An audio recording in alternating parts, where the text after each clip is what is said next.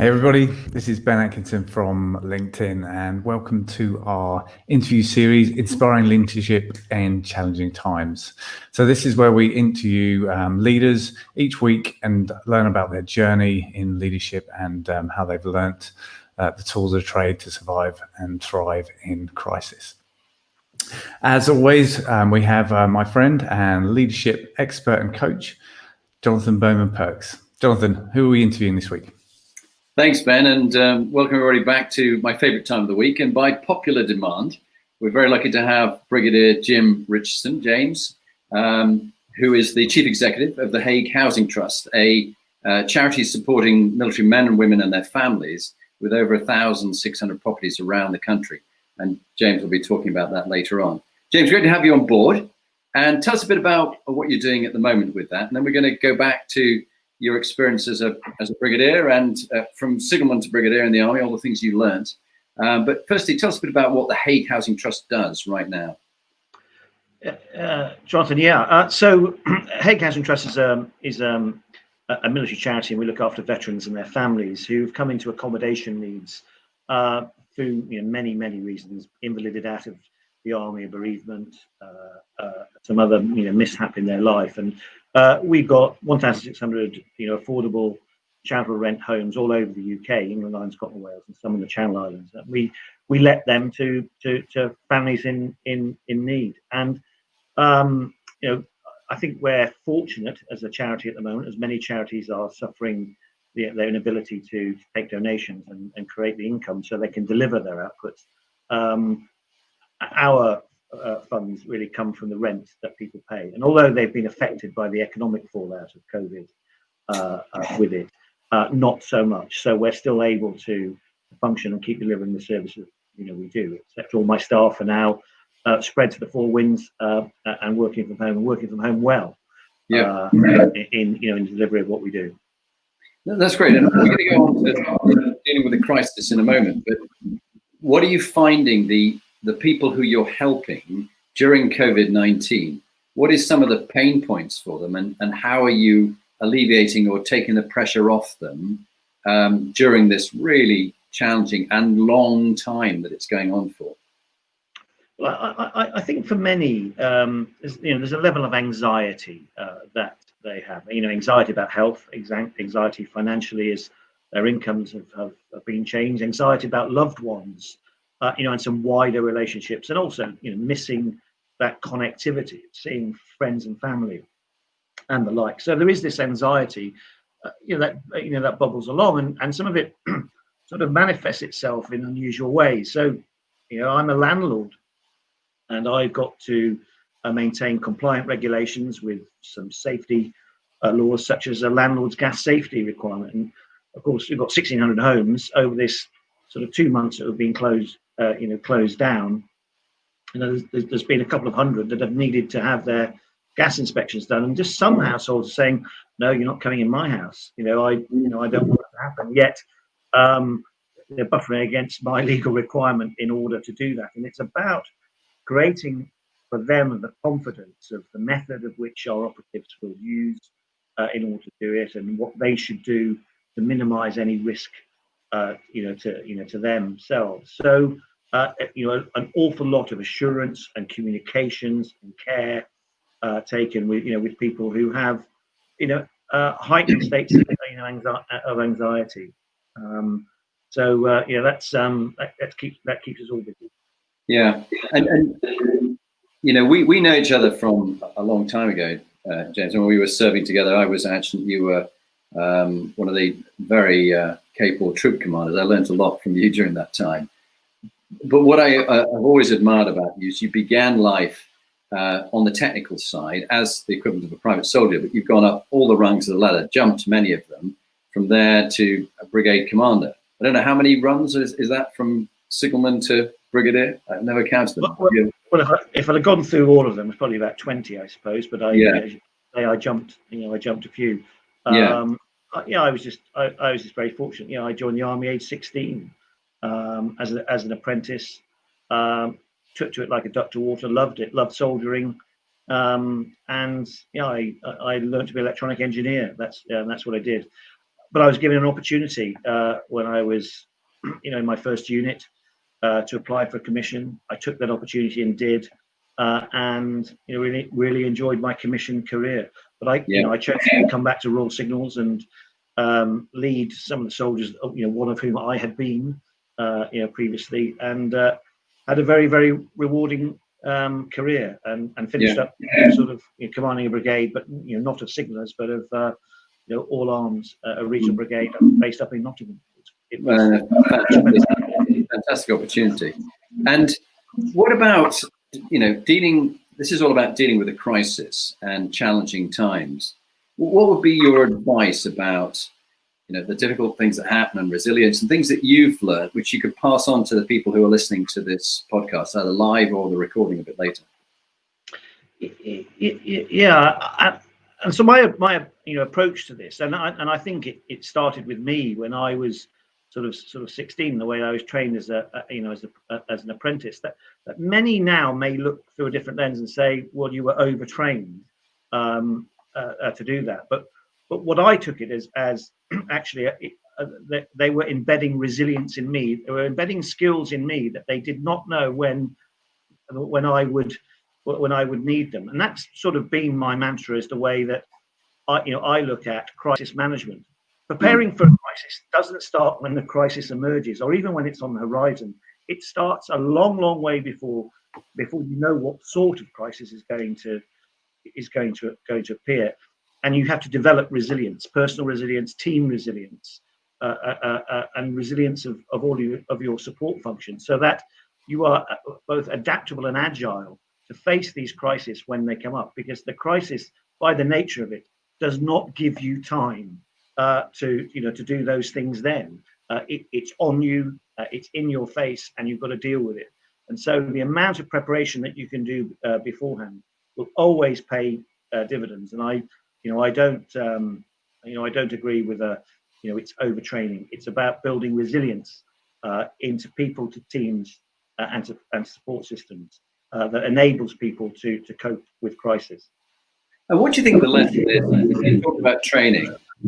What do you think the lesson is from the military? Seem to spend a lot of money on training people for crisis and emergency planning, but businesses try and cut costs, keep everything down. Many in this crisis, I'm personally finding, are saying, we're going to cut back on all leadership development, all coaching, not going to do any of that.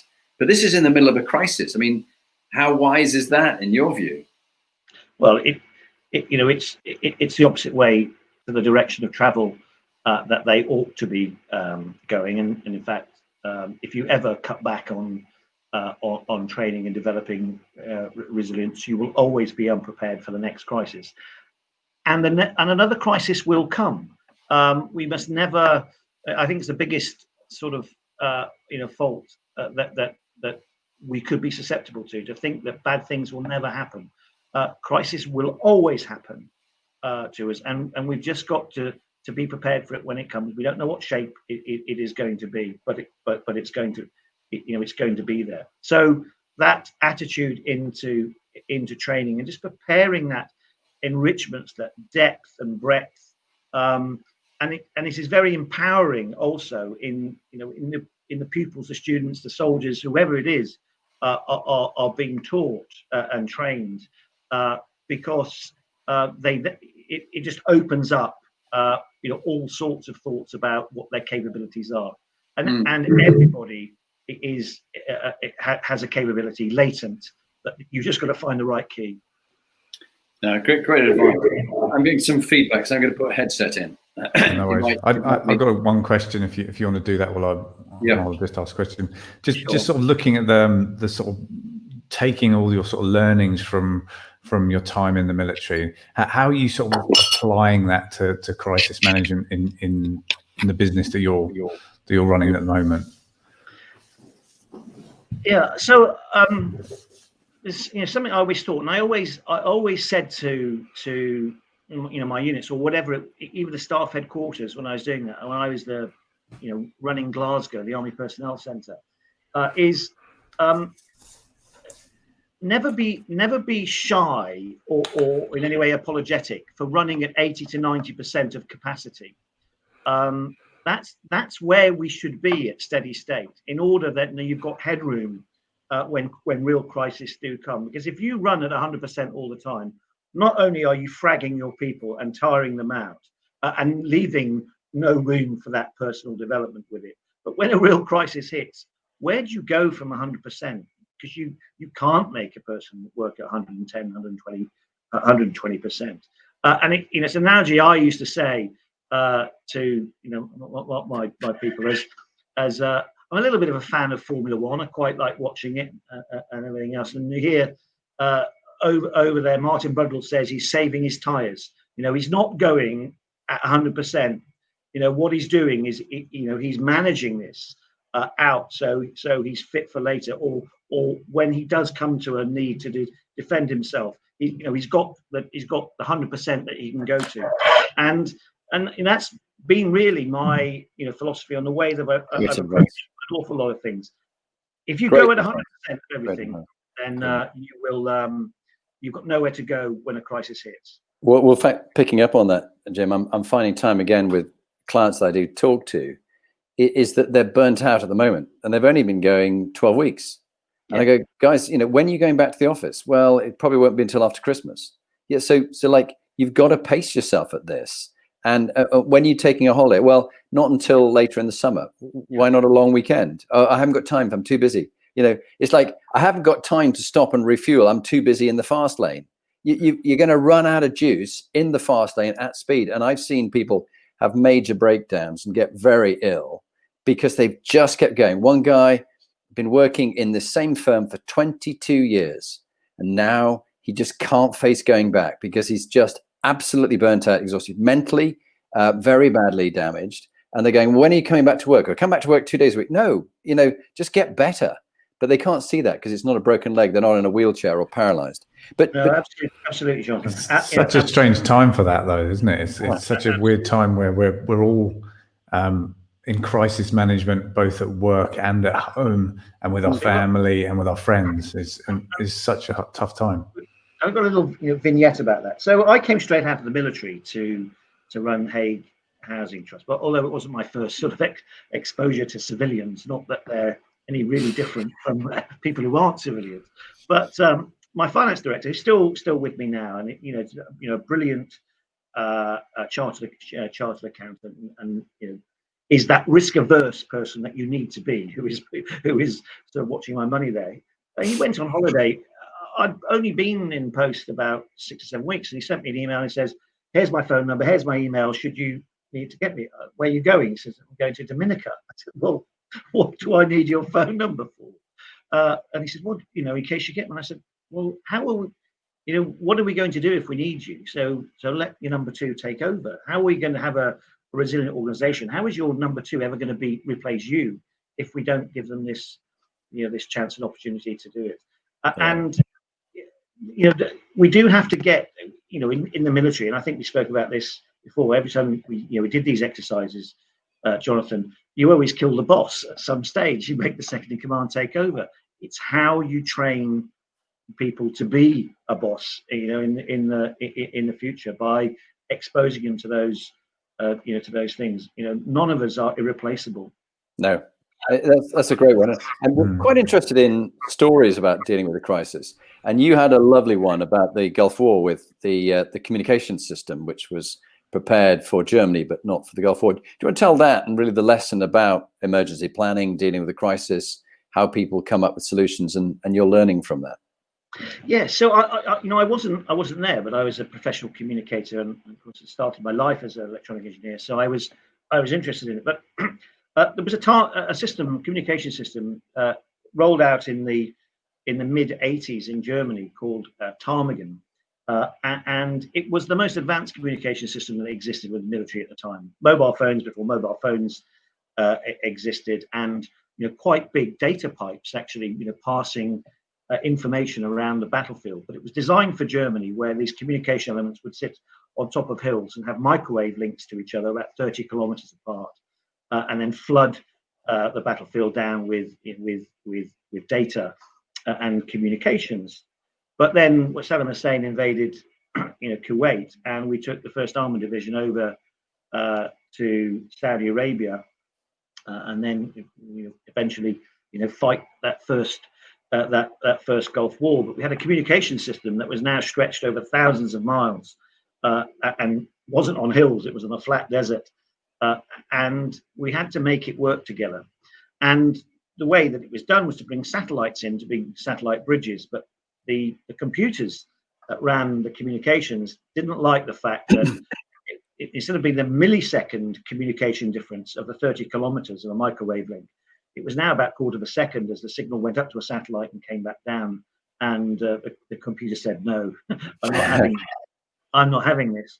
And this multi-million pound communication system, the one that enabled all of the data, all of the information sharing to 1st Armored Division, just stopped working.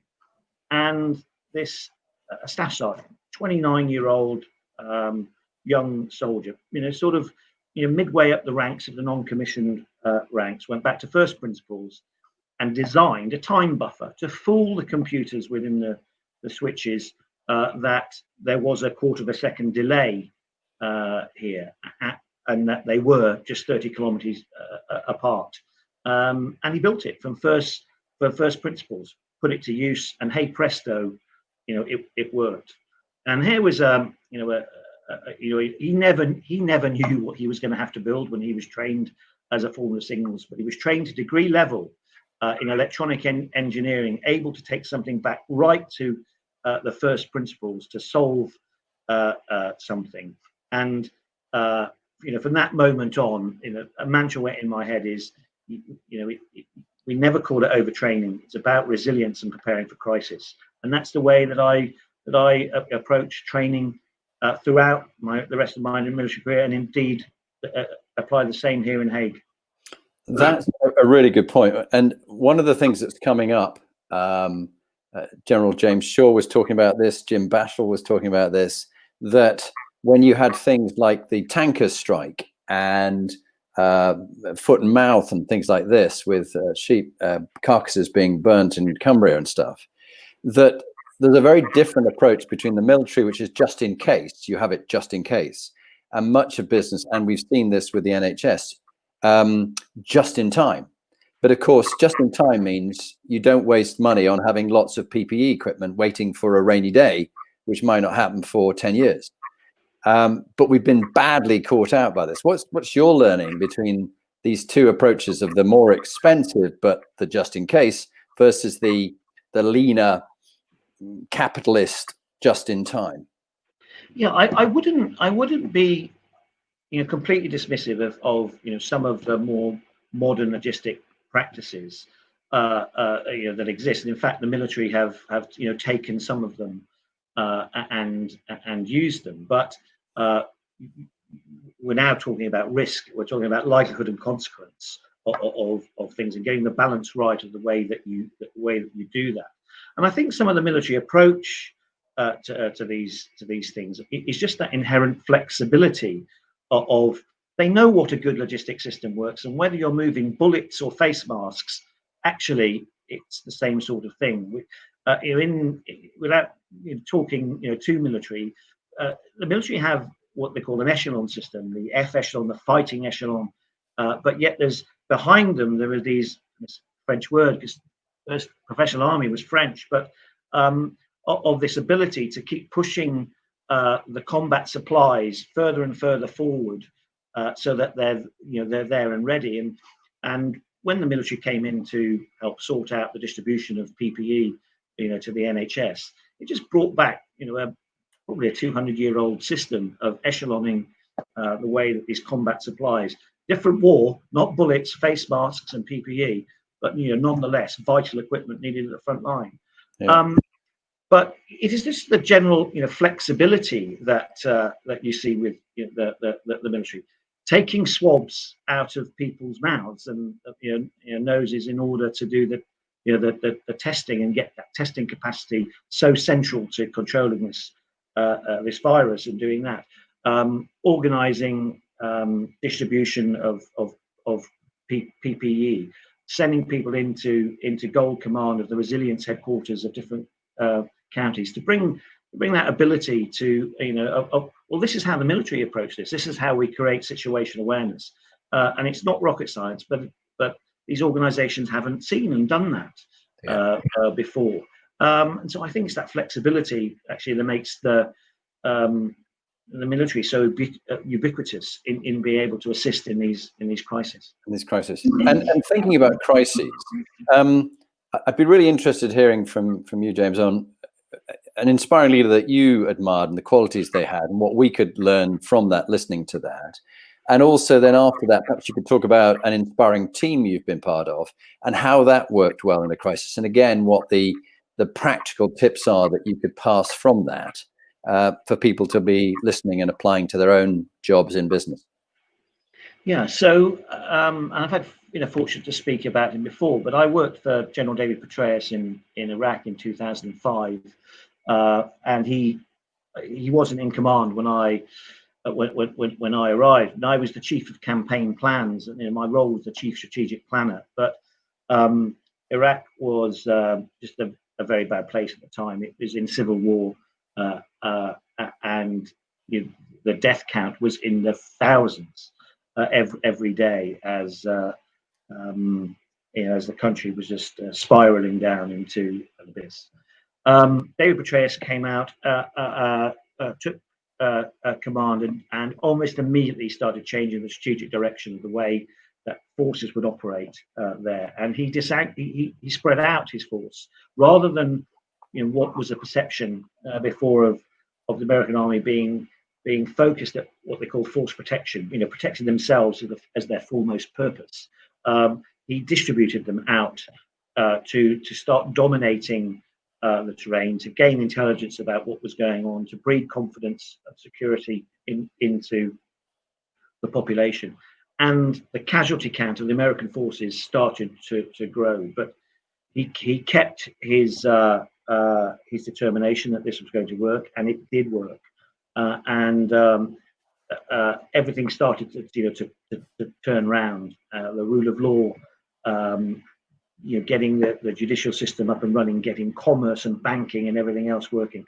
And that's what his brain trust was. His brain trust wasn't hundreds of military people.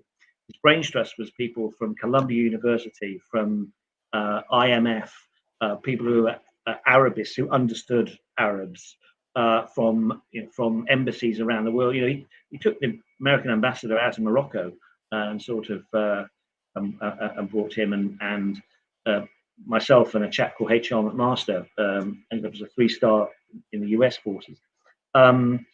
We co-chaired this brains trust and extracted all of their ability themselves, and then they all went, and I had to then write a plan. But it was probably staying with that. That's a really interesting aspect, which people wouldn't expect the military to do. What did you learn from that people could apply now in COVID-19 in the way they run their own teams and their own small businesses or other businesses? What do you learn from that? The solutions to this are not singular. Iraq was not a military solution. It wasn't an economic solution or an education or a rule of law. It was all of those, and it's this Gordian knot of how you intertwine and make every part play its role at the time. An analogy to an orchestra. The right note at the right time on the score is what makes music at the end of it. And it is, as I've watched this, everything unfold, with COVID, we were led to believe, and different things were at different priorities at a certain time. We had to stop the NHS being overwhelmed, but there are so many other interplays in there. Our economic threat is as big probably as our medical threat that we face at the moment. An educational risk against our young people, in employment, and mental health being huge risk at the moment. So I think it's that breadth to understand that complex problems need complex solutions, to them. Yeah, very good. And what about teams? So that was McMaster's and you and General David Petraeus and the Brains Trust, which was a fascinating moment in history to be part of that and to write things up from that. What about a great team, and what qualities did you see a really effective team? Because sometimes teams get very toxic in a crisis and they all fall apart and start blaming each other and not collaborating, or they all just say everything's fine when there's no challenge of each other's. What about when you've been in a really good team in a crisis? Yeah, I probably take myself back quite a few years now into Bosnia and commanding a squadron in Bosnia. Now I'd already been in Sarajevo for a year doing my staff job, and the military and all its wisdom said, Richardson, you can go for another 6-month tour in Banja Luka. So I did a really extended tour in Bosnia over the period sort of 95 through 97, and I took over a squadron, but we were trying to politically extract ourselves. Britain was trying to extract ourselves with the size of commitment that we'd had in Bosnia. Dayton had happened, everything was going on, but yet there was still an awful lot to do.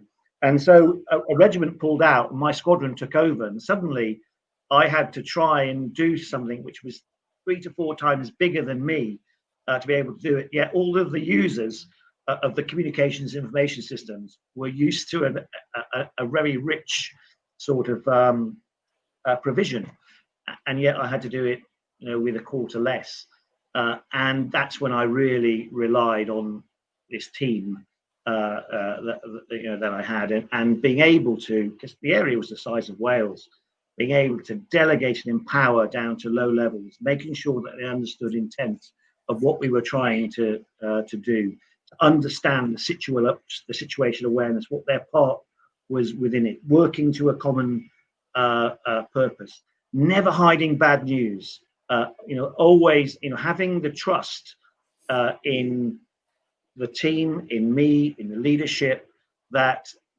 if something went wrong, the boss needs to know about it, because only then can he fix it, and to take away which sometimes is susceptible in some organizations where something goes wrong and nobody wants to be the person to tell the boss the bad news. I belong to the school of the old adage, bad news never gets better with age. That was my strong team, I think. And funny thing, Jonathan, I was invited onto a Zoom conference on Saturday night this was 20 years ago, with some of my old soldiers, who then just sent me an invite. Boss, would love it if you'd join the Zoom. So we just had a blether and a natter about it. Just a really strong team. Well, that's lovely. And before I hand over to Ben, I'd love to. Amusing stories are always good in a crisis. It cheers people up, takes the tension out. You owe Nick Pope a story about that he threw out the challenge to you, and then perhaps one other brief story about how soldiers have good humor in bad situations. So over to you, Jim. Yeah. So Nick signed off when you told him that I was going to be on here, and he said, Sumo, and Nick likes to call me Sumo, and as probably you can tell by your screen, don't adjust your camera. And I'm a big set chap, and I've always been strong and fast. You were a 200-meter sprinter for the army, weren't you?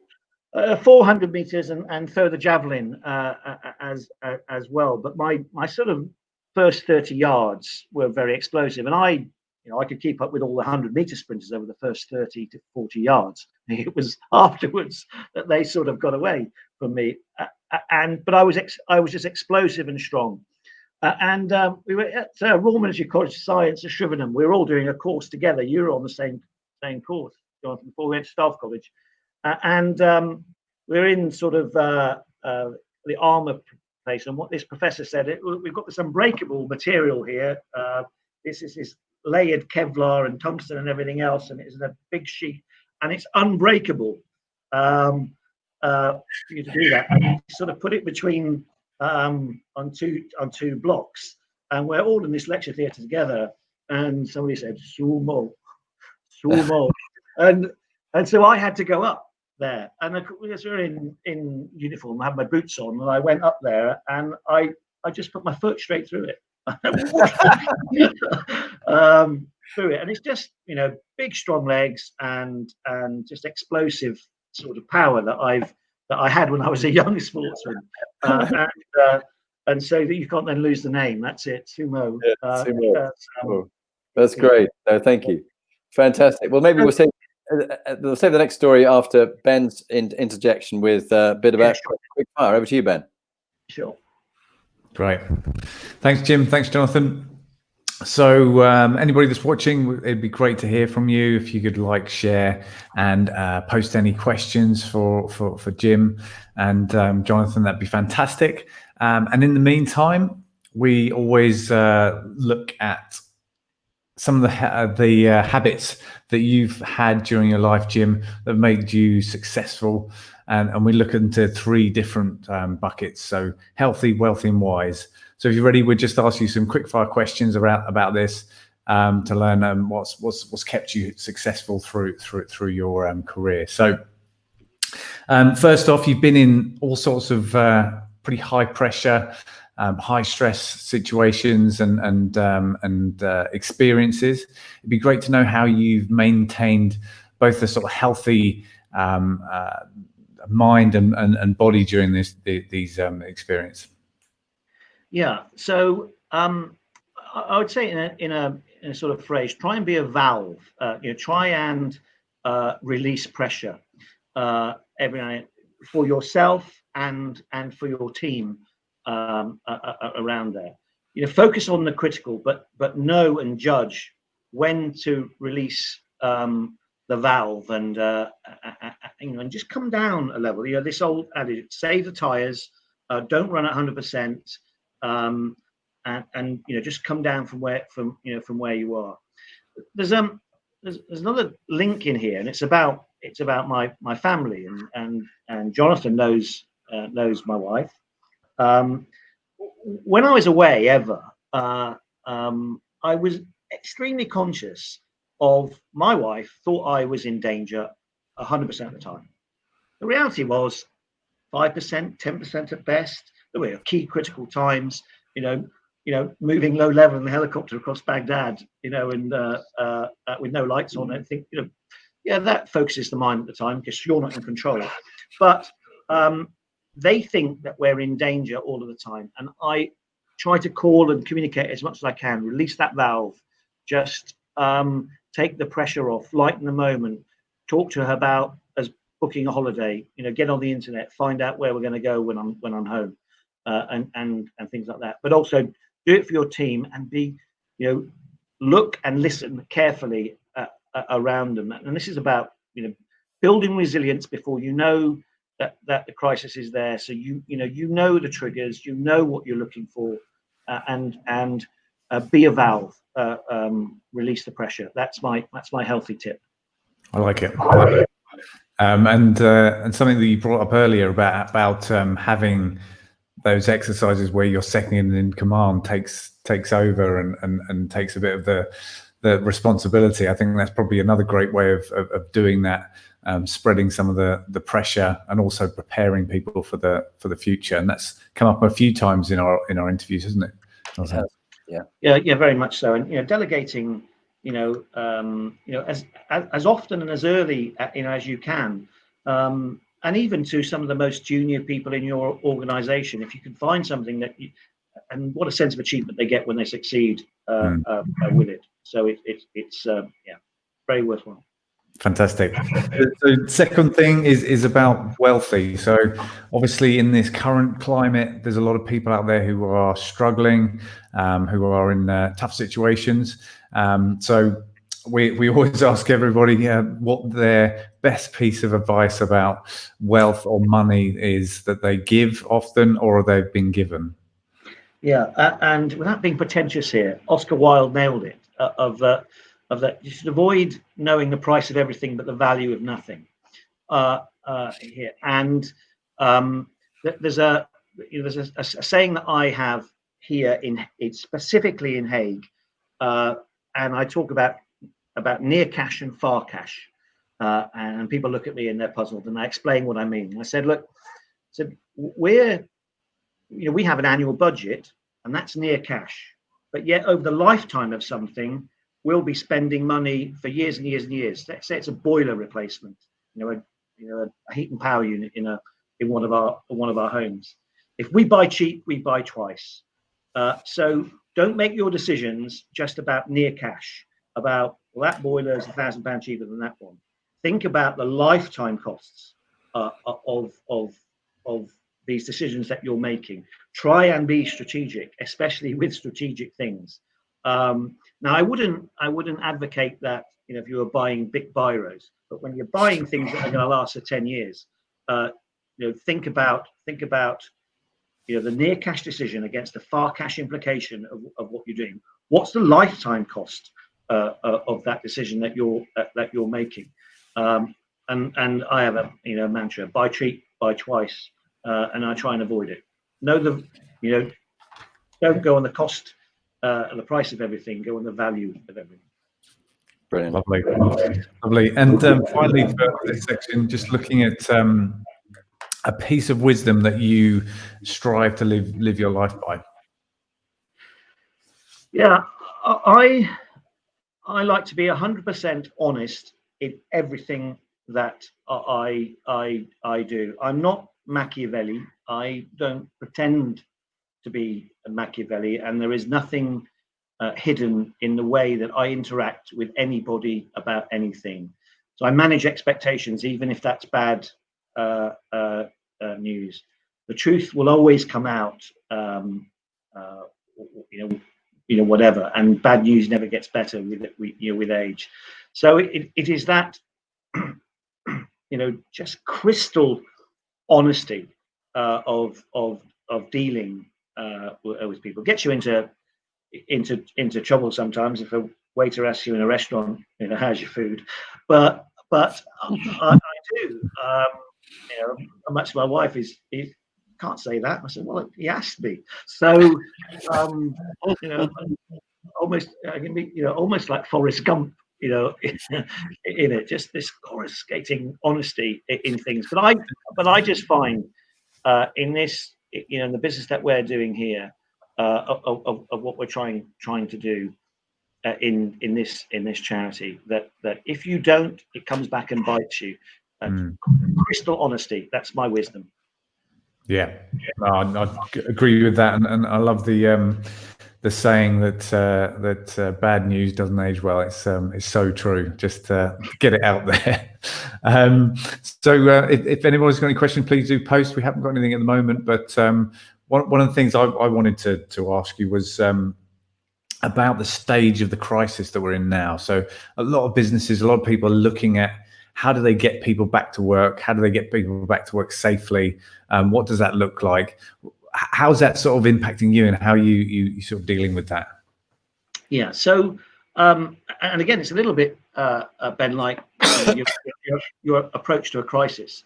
So I started on work of how people come back to the office as soon as they left the office. And in fact, we're all prepared now for people to come back. We won't have the same capacity, in order to keep social distancing and things like that. So, but I engaged very quickly. What is it going to look like? Manage the expectations, and then set some clear priorities on who will be returning to work in what order, or not returning to work, returning to an office environment. They're all working very hard as to where they are. And of course, we're in South West London here, but it was about who did not have at least neutral, never mind optimum home working conditions. Some of our people could be living in a bedstead or something which was just not optimum. Yet government advice: work from home wherever possible.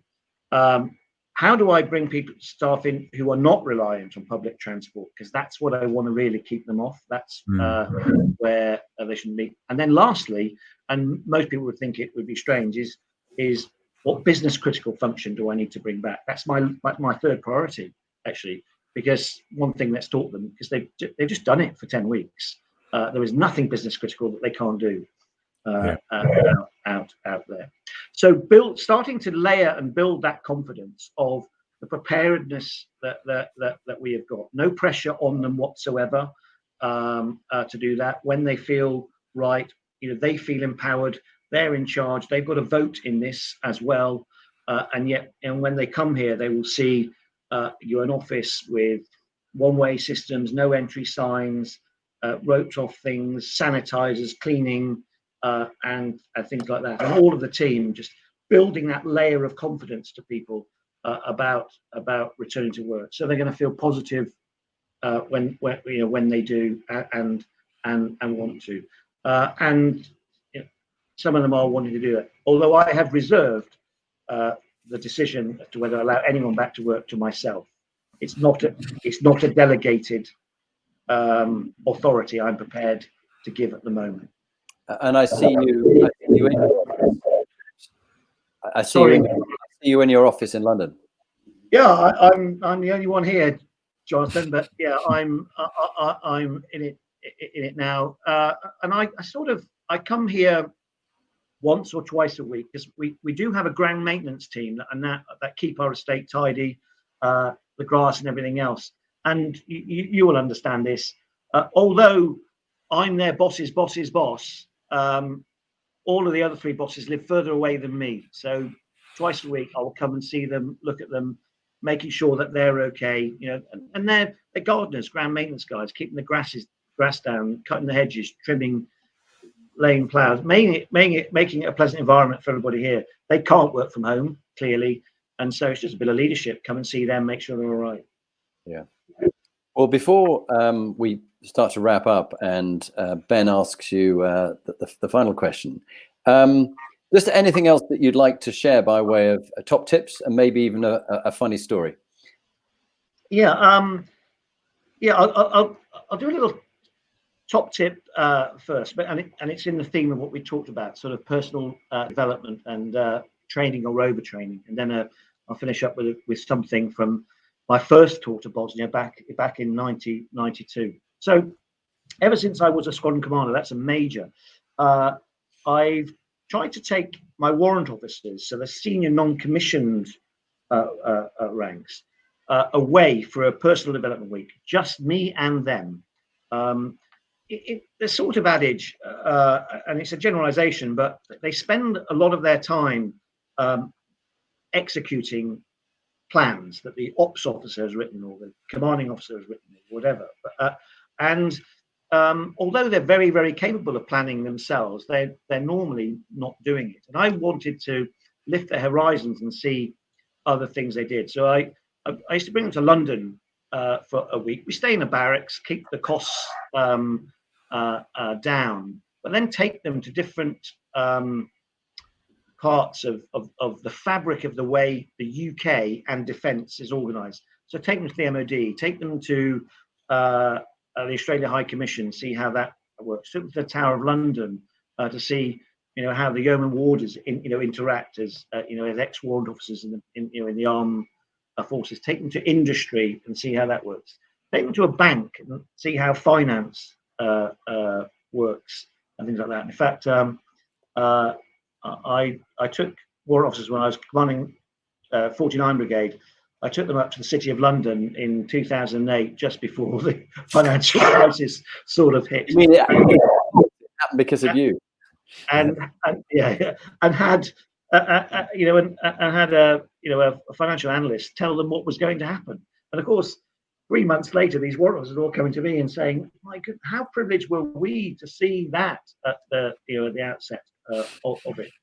And it's not overtraining, and I hope I embedded with these warrant officers, many who went on to be commissioned and officers or went into other careers. I embedded with them horizons of which they didn't think they considered previously, and just gave them insights into things that just spurred their own natural inquisitiveness. I just loved the closeness of it. It just really built that strong team. But I'll finish with a funny story, a very true story. Bosnia in 1992, and I'm there as the Brigade G2, the intelligence officer of 11 Armed Brigade, and Andrew Cummings is our brigade commander, same time that Bob Stewart is commanding the Cheshire Battle Group up in Vitez. And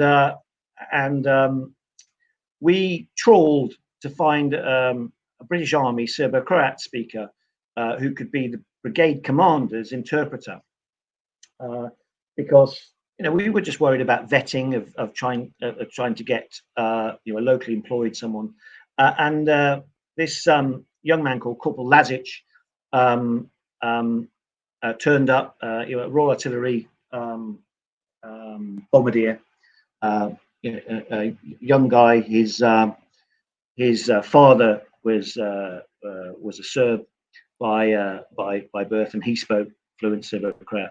Now, where we were in Split at the time, and going back and forth, and this infernal route triangle over the mountains and everything else, in this civil war that was happening at the time, we kept having to cross lines between Croat controlled into Bosniak, the Bosnian Muslim control, and Serbian control, and papers, and it was almost like a Second World War film, papers, and but the brigade commanders kept getting holed up, because as they saw Corporal Lazic's sort of papers, they recognized it as a Serb name, and it caused lots and lots of frustration where the brigade commander was being held up, because his driver was having his papers inspected. So he got hold of me and he said, Jim, sort this out. So I got hold of him and I said, what's your mother's name? And he said, Abbott. I said, right, you're now Corporal Abbott, and that's who you are. And we kept the circle of knowledge down, and we got sort of duplicate papers, ID cards, his NATO travel orders, everything else done in the name of Abbott, and that was it. And suddenly we had no problems going through all of the checkpoints and everything else. But after 3 months, he was burnt out during this simultaneous translation of Serbo-Croat for the brigade command and everything else. So we sent a trawl out to get another Serbo-Croat speaker. And there was a young captain who was in the light infantry called Nick Illich, and he was coming. And he was next in line. So I wrote to him by signal and I said, this is the background of the information. What's your mother's maiden name? And he came back and he said, I'm sorry, I've got a problem. It's Shostakovich. So we're sitting having sort of combat supper, mess tin supper that night. But me and the other SO3s, the captains in the brigade quarters, and I'm saying, I've got to find a name here. And the first interpreter was called Abbott. So Nick Illich was suddenly called Captain Costello, and the interpreters were now Abbott and Costello. And we did all of his papers like that and everything else. And if you look back into the London Gazette in about 1994, you'll find out that Captain Nick Costello was awarded the QGM. Oh, wow. So, there you go. That's a lovely story. Ben, over to you for the final moment. Great stuff. Thanks, Jim. Some really, really nice stories there, and some great advice. We've had. Sorry. Can you hear me clearly? Yes. Yeah. Can hear you clearly. I just heard yes then. So yeah, I think I lost audio from you for a moment. Oh, sorry. Yeah, that was Abbott and Costello. My name to fame. And I'm still in touch with Nick Illich. He's a good lad. We've had a message on the stream from Gary Hearn that simply said. Right, I can hear Ben. Can you hear me, Jim? Jim, no. No, I think we're probably need to round up actually. Sorry, Jim. I think we've lost audio to you. I am getting about. It's almost like that Norman Collier on a microphone. I'm getting one word in 20. Okay. Can you hear me, Jim, at all, or is it the same problem? No. Okay. Let's wrap up. We've got that note from Gary Hearn, who's going to be on next week. Colonel Gary Hearn, and the week after Angie Klein from the VP of Verizon, and then we got the Lord Mayor of London, William Russell, the week after. So Ben, over to you just to close down. Thank you very much. All right, great. So good to have Jim on board, and thanks for everyone that's been listening in. So if you would be kind enough to like, share, comment, It'd be great to hear from people and get your opinion on the content and what we've heard this week. But thanks everybody, and see you next week. Thanks, Jim. Sorry, I just lost everything audio from you at the end there.